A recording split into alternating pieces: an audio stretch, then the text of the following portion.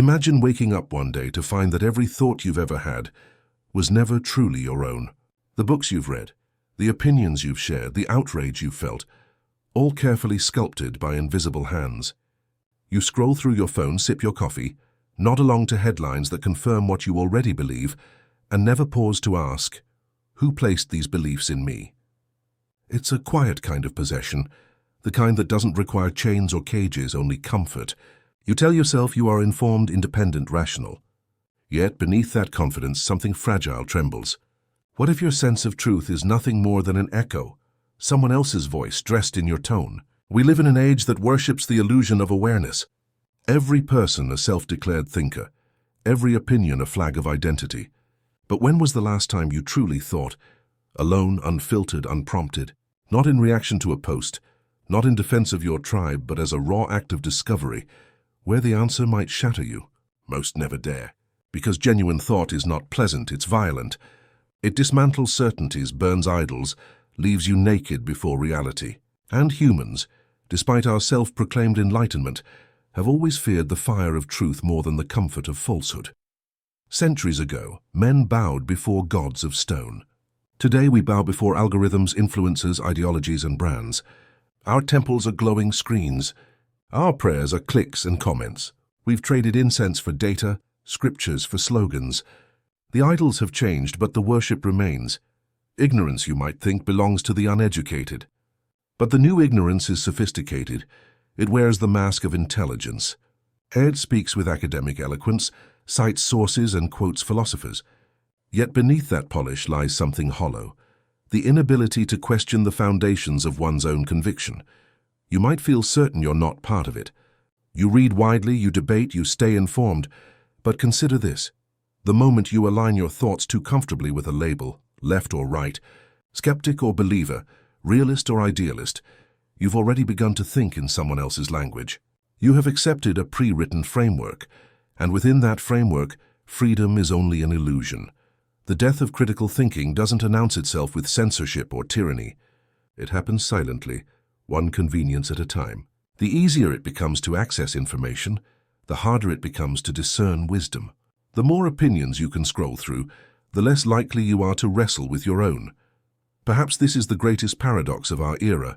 We are drowning in knowledge and starving for insight. The modern individual can name every political scandal, but cannot name the last time they changed their mind. They can dissect ideologies, but cannot dissect themselves. And so ignorance thrives, not as emptiness, but as noise. Not as darkness, but as blinding light. The ancients warned of idolatry as a sin against the divine. But perhaps the true danger of idolatry is not spiritual. It is psychological. To worship is to surrender discernment. To idolize is to abandon thought. Whether the idol is a politician, a movement, a brand, or even the self, the result is the same. The mind becomes a shrine to certainty, immune to doubt. Ask yourself, when did doubt become shameful? When did humility, admitting I don't know, become a weakness instead of the beginning of wisdom? Maybe the tragedy isn't that people no longer think. It's that they think they are thinking, while simply rearranging borrowed ideas. Every ideology tells you how to interpret the world. Every algorithm feeds you what you already believe. The machinery of ignorance is not designed to silence you. It's designed to keep you talking, endlessly, so that you never realize your voice isn't your own. And yet, there's a haunting beauty in this realization, because if you can recognize the illusion, you can begin to wake from it. You can start to see the fragile threads that hold together your mental world and begin to question who spun them. But awakening is not easy. It demands a sacrifice, the sacrifice of comfort, of belonging, of the false peace that comes with certainty. It asks you to confront not only what the world has taught you, but the parts of yourself that want to believe the lie. So, here we stand, surrounded by idols wearing the faces of truth. The question that remains, the question that might define your very consciousness is this: if ignorance feels like wisdom and idolatry feels like truth, how would you ever know the difference? The answer is not obvious, but to find it, we must journey deeper into the psychological and philosophical roots of this quiet decay.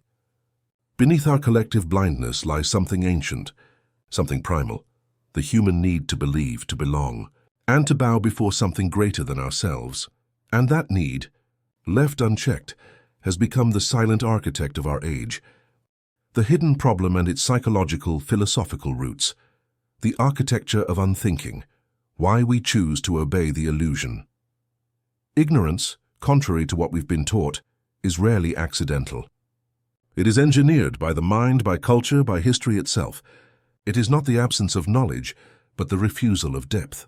Humanity's greatest defense mechanism has always been the selective blindness that keeps us from collapsing under the unbearable weight of truth.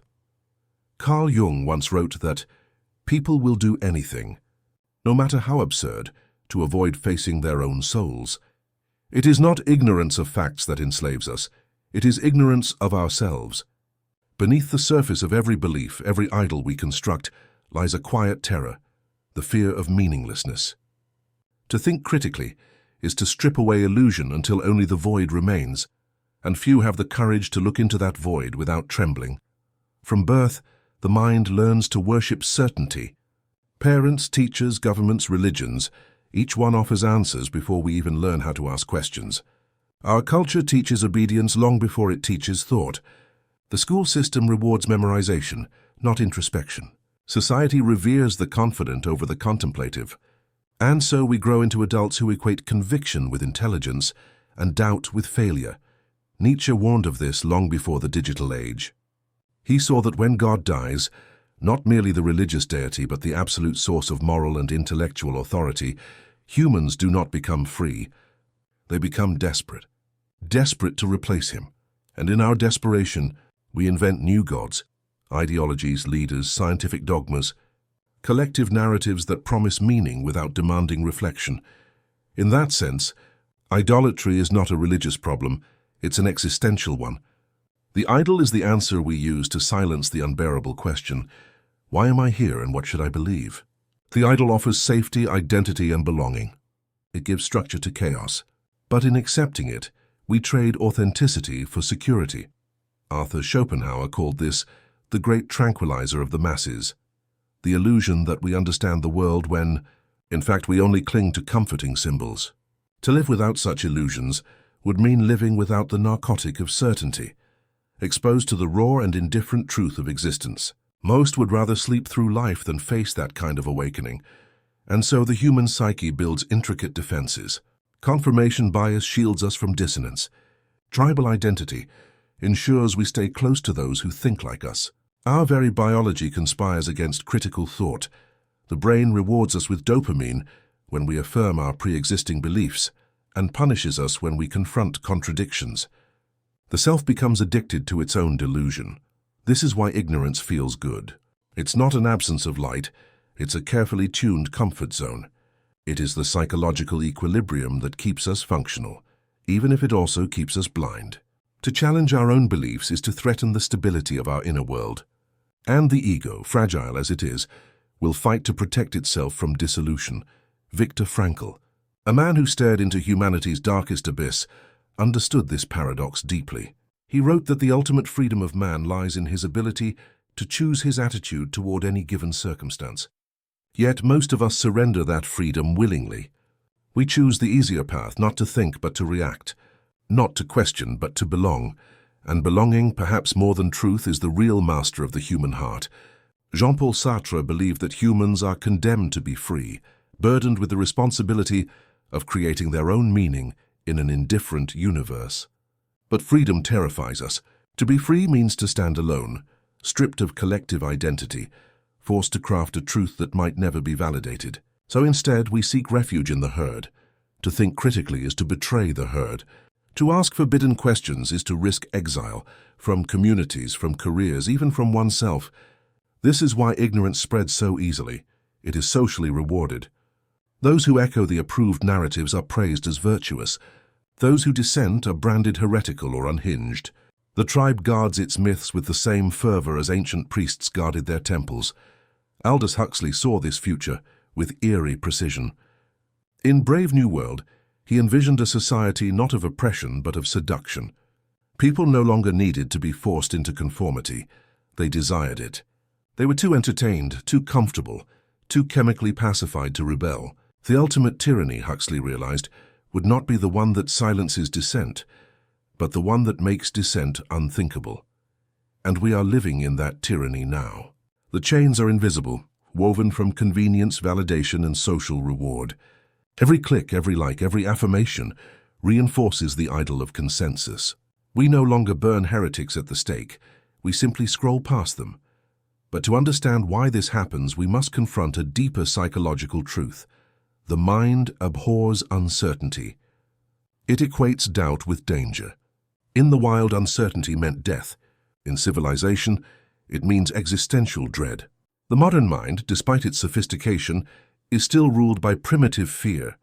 And so we build elaborate belief systems, not to seek truth, but to avoid it. The philosopher Erich Fromm called this the escape from freedom. He argued that as societies become more liberated externally, individuals often become more enslaved internally. Freedom without structure leads to anxiety, and anxiety drives people to seek new forms of authority, political, ideological, or digital. We don't want truth. We want permission to stop questioning. And here lies the hidden problem. Ignorance and idolatry are not forced upon us, they are chosen. We construct them as psychic shields against the unbearable ambiguity of existence. The death of critical thinking is not the failure of education or technology. It is the triumph of fear. Fear of isolation, fear of chaos, fear of looking inward and discovering that the self we defend so passionately might be nothing but a mask. Every age has its myths, but ours is the myth of intelligence. We mistake information for wisdom and noise for depth. We have created a civilization where ignorance is not only tolerated, it is institutionalized, aestheticized, even monetized. And every time we submit to it, we add another brick to the invisible wall that separates us from the real. That wall stands between perception and truth, between comfort and awakening. But soon the cracks begin to show, because no illusion, however beautiful, can protect us forever. The world begins to rebel against the falsehoods we live by. The self begins to fracture under the weight of contradictions, and the idols we once worshipped start to turn to dust. When that happens, when the comfort collapses and the questions return with ferocity, we are faced with the inevitable next stage, the reckoning. The unseen consequences that reveal what this ignorance has done, not just to our minds, but to the fabric of society itself. The unseen consequences, the mirror that lies back, how ignorance rewrites reality.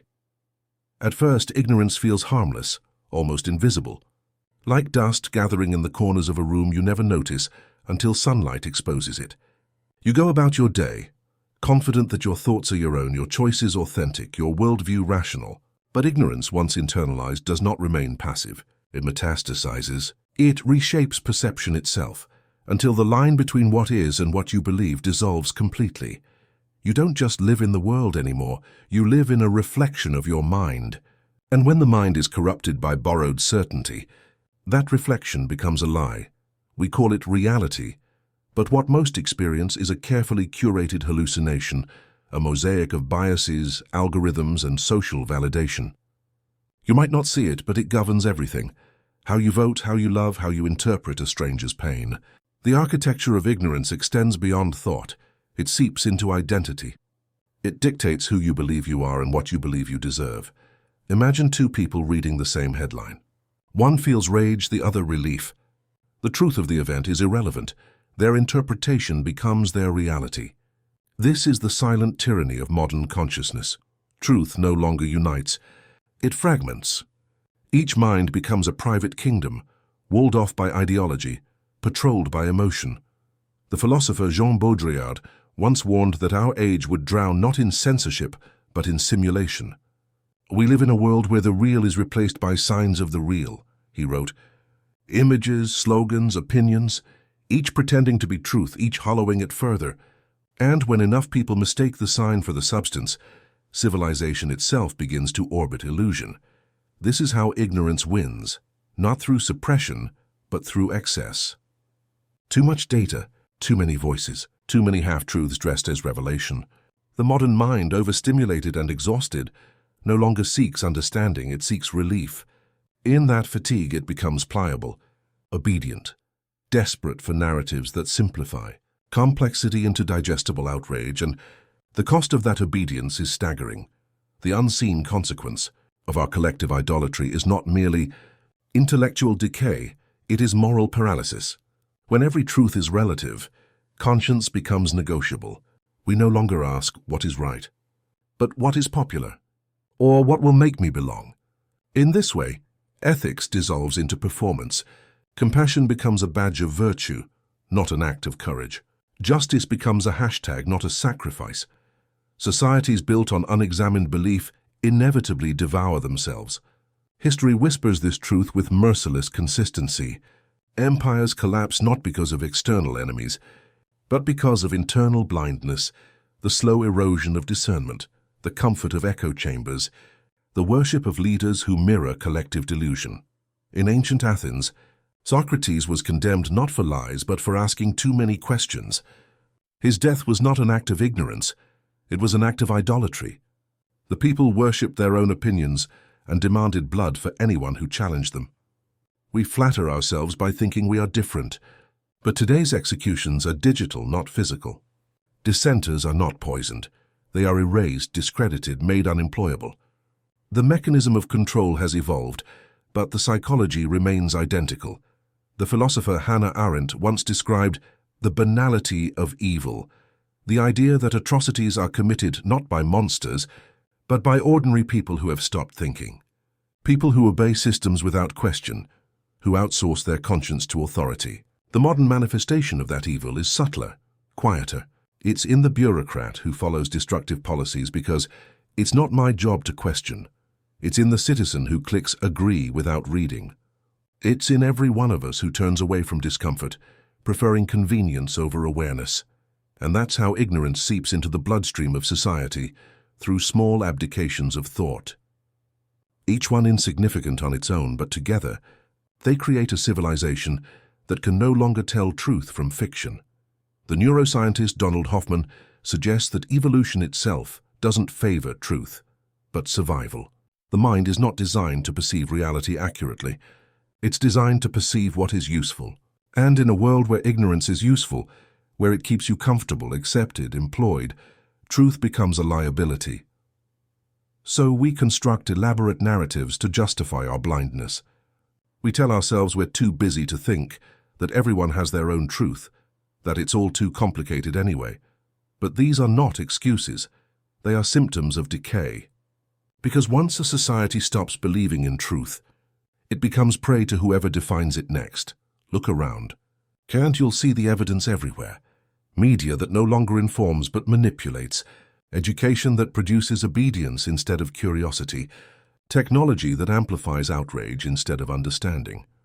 The result is a collective psychosis, a civilization hypnotized by its own reflection, unable to see the cracks forming beneath its feet. You can feel it, can't you? The fatigue that seeps into every conversation. The polarization that splits friends, families, nations. The quiet anxiety that hums beneath the surface of daily life, whispering that something is deeply wrong, but leaving you powerless to name it. This is the emotional consequence of ignorance, alienation. When reality fractures into competing fictions, trust disintegrates. And without trust, community dies. Every person becomes an island, shouting their truth into an infinite ocean of noise. But the most devastating consequence lies deeper still, within the individual soul. Ignorance corrodes authenticity. When you build your identity on borrowed beliefs, you lose the ability to know who you are. Every conversation becomes a performance, every conviction a defense. You begin to live as a character in someone else's script, terrified of improvisation. In time, this inner dissonance becomes unbearable. Depression, anxiety, cynicism, these are not random afflictions of modernity. They are the psychological symptoms of living in contradiction. We crave meaning, yet we refuse to question the systems that strip it away. We idolize freedom, yet we fear the solitude that real freedom demands. So we return to the idols, comforted, pacified, enslaved once more. The circle closes, and the world, increasingly fragmented, begins to resemble its creators, uncertain, divided, and lost in its own reflection. But here lies the faint outline of hope, the whisper before the storm, because if ignorance is chosen, then so too can awakening be. If our blindness is self-imposed, then rebellion is possible, not through violence but through awareness. Through the dangerous, sacred act of thinking for oneself, the cracks in the illusion are widening. The idols are trembling, and somewhere within you a voice begins to stir, a voice that remembers what it means to see. That voice is where rebellion begins. The rebellion, how to break free. The fire of awareness dismantling the idols within rebellion rarely begins with noise. It begins in silence, the kind that follows when the last illusion cracks and the echo of your own thoughts finally terrifies you. You wake up one morning and realize that everything you've trusted, your beliefs, your heroes, even your idea of self, feels weightless, artificial. The world looks the same, but you see its scaffolding now, a theater of imitation. And for a moment you hesitate, because to rebel against ignorance is to rebel against everything that has made you feel safe, but freedom has always demanded sacrifice. The first act of rebellion is not defiance of authority. It's defiance of conformity within yourself. To break free, you must begin with the quietest, most radical act imaginable, to think, not react, not repeat. Think. This sounds simple, but it's an act of war against the invisible empire of conditioning that lives inside your head. For years, you have been taught what to think, not how. You've inherited vocabularies, moral codes, political alignments, all prefabricated templates that shaped your identity long before you had the chance to choose. To think critically is to dismantle those templates piece by piece, until what remains is raw and uncertain, but authentically your own. Carl Jung called this the process of individuation, the integration of the unconscious self with the conscious mind. It's not an intellectual exercise. It's a descent. You confront the shadows you've projected onto others, the hatred, fear, ignorance you refuse to own. You begin to see that the enemy you fought in the world was, in truth, a mirror of yourself. This realization is both liberating and terrifying. Because if your ignorance has been self-created, then your liberation must be self-earned. There is no savior, no ideology, no movement that can do the work for you. The rebellion begins when you stop worshipping answers and start honoring questions. Step 1. The death of the idol. Every idol, whether it's political, spiritual, or personal, feeds on your obedience. It survives because you believe it can give you meaning. But once you question it deeply enough, its divinity evaporates. Ask yourself, what have I accepted without understanding? What do I defend most aggressively and why? Behind every unexamined certainty lies an emotional wound. People cling to ideologies not because they are true, but because they are soothing. When you recognize that, you take the first hammer to the statue. Nietzsche warned that once we kill our gods, we must become worthy of that act. He wasn't celebrating destruction. He was demanding responsibility. To destroy an illusion without replacing it with understanding is to descend into chaos. The true rebel does not destroy for pleasure but for purification, to make room for truth. Destroying idols is painful. It leaves you disoriented, stripped of identity. But that void is sacred. It is the birthplace of real thinking. Only in that emptiness can you begin to see the world without filters. Step 2. The cultivation of inner freedom. Once the old idols fall, the next battle begins, the one against the internalized voices of conformity. These are subtler tyrants, fear of rejection, addiction to approval, the craving for certainty. They whisper, don't stand out, don't question too much, you'll lose everything. To rebel against ignorance, you must learn solitude, not loneliness, but solitude as an act of sovereignty. True thought requires a kind of sacred isolation, a willingness to stand apart from the crowd. Kierkegaard called this the teleological, suspension of the ethical, the courage to defy collective morality when it contradicts individual truth. It's in solitude that your mind detoxes from the noise of the world.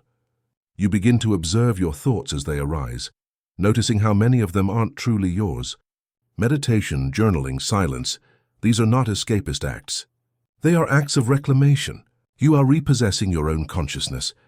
The paradox is that once you master solitude, you can finally connect with others authentically. You no longer seek agreement.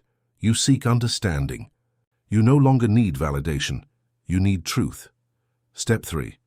The alchemy of awareness, critical thinking at its highest form, is not cynicism. It's compassion informed by clarity. The goal is not to mock the ignorant or expose hypocrisy for its own sake, but to dissolve the conditions that make ignorance necessary. Viktor Frankl taught that even in the darkest circumstances, meaning can be found by choosing one's attitude. Awareness is that choice made manifest. It transforms suffering into insight, chaos into coherence. To become aware is to see ignorance not as a moral failure, but as a human condition that must be transcended. This awareness breeds humility. You stop pretending to have answers. You begin to listen, to others, to silence, to the quiet intelligence of uncertainty. You realize that knowledge is not a possession but a relationship, a constant dialogue with reality. And with that humility comes discernment. You start to recognize manipulation when you see it. You stop reacting to emotional bait. You no longer feed the idols of outrage and fear. You understand that every system, political, corporate, cultural, thrives on your attention, and that your awareness is the most valuable currency of all. To rebel is to reclaim it. Step 4. Living as a free mind. Freedom, once awakened, demands expression. The thinking mind must act, not by preaching but by embodying. You live differently. You consume less noise, speak fewer but truer words. You prioritize depth over speed, silence over spectacle. You stop treating thinking as a weapon and begin to use it as a compass. Every conversation becomes an opportunity to illuminate, not to win. Every disagreement becomes an exploration, not a war. You replace reaction with reflection. Such a person becomes dangerous, not because they fight, but because they cannot be controlled. A mind that thinks for itself is unpredictable, unmarketable, ungovernable. Systems built on manipulation depend on predictability. Awareness disrupts it. This is why true rebellion is contagious. One awakened mind becomes a mirror for others. It challenges them to look inward, to question their own certainties.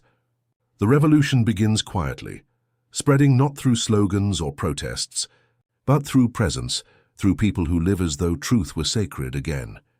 Step 5. The compassionate warrior. Finally, the rebel must remember compassion. It is easy to fall into arrogance once you see the machinery of ignorance. But remember, you were once a believer too. You were once asleep. The purpose of awakening is not superiority, it's service. Critical thinking without empathy becomes cruelty. Awareness without love becomes nihilism. To break free from ignorance is not to stand above others, but to walk beside them, holding a light they may not yet see. This is the mature rebellion, the one that seeks not to destroy the blind, but to heal the blindness. It is the rebellion of teachers, artists, thinkers, and wanderers who refuse to be pacified by illusion. It is the quiet revolution that restores humanity to itself. Freedom is not found in answers, but in the courage to keep questioning. And rebellion is not about overthrowing the world. It's about overthrowing the part of you that surrenders to its lies. Because when you finally break free, you realize something profound. The walls were never real. They existed only in the mind, built brick by your own fear. And when that fear dissolves, reality expands. The world opens, not as a prison, but as an infinite invitation to see, to know, to become. The rebellion is not the end. It's the beginning, the awakening before the ultimate truth. The ultimate truth, the final, most powerful realization.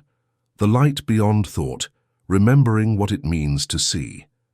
Imagine standing at the edge of everything you've ever known. Behind you lie the ruins of your idols, the shattered fragments of belief, ideology, and false certainty. Ahead, an expanse of silence. No guide, no map. Just the raw pulse of existence itself, vast and indifferent, waiting for you to step into it. This is where the journey of critical thought ends, and where something greater begins. You have spent years dismantling illusions, stripping away layers of conditioning, confronting the shadows within. But at the end of all questioning, a deeper paradox awaits. If every belief is suspect, if every perception is filtered, then what remains? You look into the void and realize the ultimate truth was never hidden in the world. It was hidden in you, the collapse of the seeker. When you begin the pursuit of truth, you imagine it as something external, a destination to be reached, a secret to uncover. But as you peel away each layer of ignorance, You find not answers but absence. Every idea you once clung to, every label, identity, ideology, turns to dust under scrutiny. And then, something strange happens. You stop searching, not because you've given up, but because you've seen the futility of seeking something that was never lost. The mind, having exhausted its endless chase for meaning, falls silent. And in that silence, a new awareness arises, one that doesn't think about reality but is reality. The philosopher Lao Tzu hinted at this when he wrote, "He who knows does not speak. He who speaks does not know." This is not a rejection of knowledge but an awakening from its illusion. True knowing begins where the need to define ends. The seeker collapses into the scene. The question dissolves into the experience of being itself. The death of the I. Here lies the final idol, the self. The most persistent illusion of all. All along you believed ignorance was out there, in society, in the media, in others who failed to think. But the final realization is that ignorance begins with the assumption that there is a separate you who can stand apart from it. The ego, in its desperate need for permanence, builds entire universes of belief to justify its existence. It identifies with opinions, possessions, achievements, and tribes because it cannot bear its own fragility. Yet all these identifications are shadows dancing on the wall of a deeper truth. That consciousness itself is not personal. You are not the thinker. You are the awareness in which thought arises. This realization shatters everything. Because once you see that the I is just another construct, another idol carved from language and memory, all fear dissolves. What remains is something the intellect cannot contain, a vast unbound presence. This is not nihilism. It is the opposite. It is life finally unfiltered, radiant, intimate. It is the understanding that the self you were protecting was never in danger, because it was never truly separate from anything. The union of knowing and being. In this awareness, ignorance loses its power. You see that it was never the enemy, it was the teacher. It was ignorance that drove you to seek, to question, to awaken. Without illusion, there would be no truth to uncover. Without shadow, no light to recognize. Here knowledge and mystery merge. You no longer need certainty, because you have found something deeper, clarity without conclusion. The philosopher Alan Watts once described this as the wisdom of insecurity, the realization that life's beauty lies precisely in its impermanence and ambiguity. Critical thinking, in its purest form, has never been about destruction. It is about surrender, about peeling back every falsehood until what remains is the naked fact of being, and in that state you no longer need to believe. You simply are. You seeing the world anew. The world does not change when you awaken, you do. And through that shift, the world becomes luminous again. You no longer see opponents, only reflections. No longer see strangers, only facets of the same consciousness looking back at itself. You begin to understand why the mystics of every age spoke of unity, not as philosophy, but as experience. This is the secret that every true thinker, artist, and seeker eventually discovers, that all critical thought must lead to compassion, or it leads nowhere. To see clearly is to love deeply, because once you understand the machinery of ignorance, you can no longer despise those still trapped within it. Their blindness is your former self. Their idols are the ones you once worshipped. Their fear is your own. And so the awakened mind does not stand above. It kneels not in worship but in reverence. For existence itself, for the strange, tragic, beautiful human tendency to search for meaning, even in the dark. The circle closes you began in ignorance, mistaking information for wisdom. You passed through disillusionment, rebellion, solitude. You dismantled idols and faced the terrifying emptiness that followed. And now you arrive not at an answer, but at an awakening. That truth is not a possession, but a participation. That critical thinking is not a weapon, but a way of seeing.